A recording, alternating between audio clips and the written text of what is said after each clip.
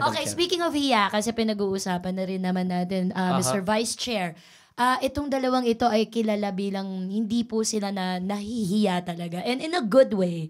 I think it's good because a lot of people shy away from this. And since you're in a committed relationship, sobrang ganda niya tignan. It's beautiful to see. Bakit ang hilig yung maghubad sa madaling salita?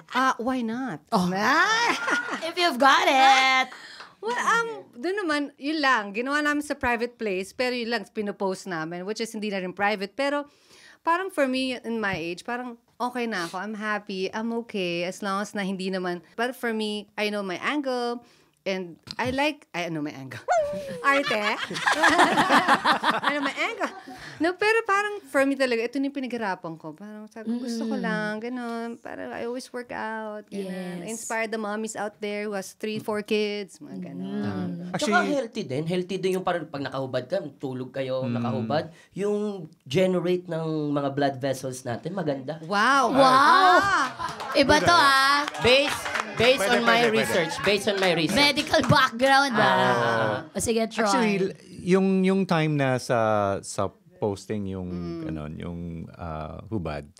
Actually, that was kasi normally when we're together sa whatever location, tapos walang kid, syempre, yun lang, that's how we are na talaga. Ganun kami. We're underwear or wala?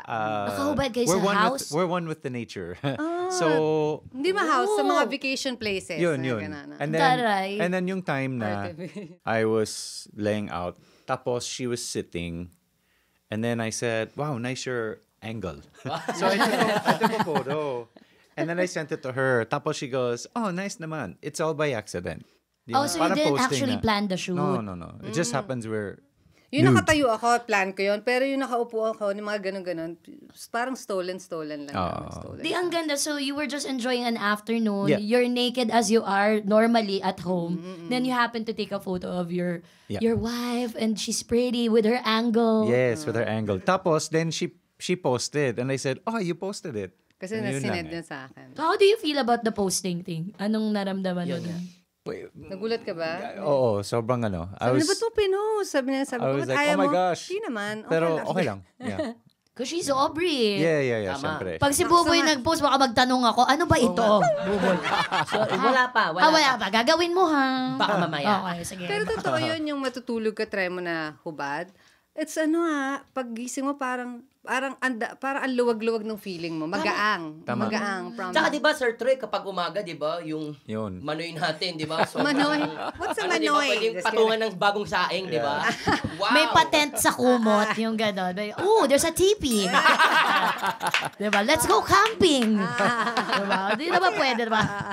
Ano ba ito kung saan tayo sex life pinag-uusapan? Oo nga, kaya nga enjoy ako eh. You know!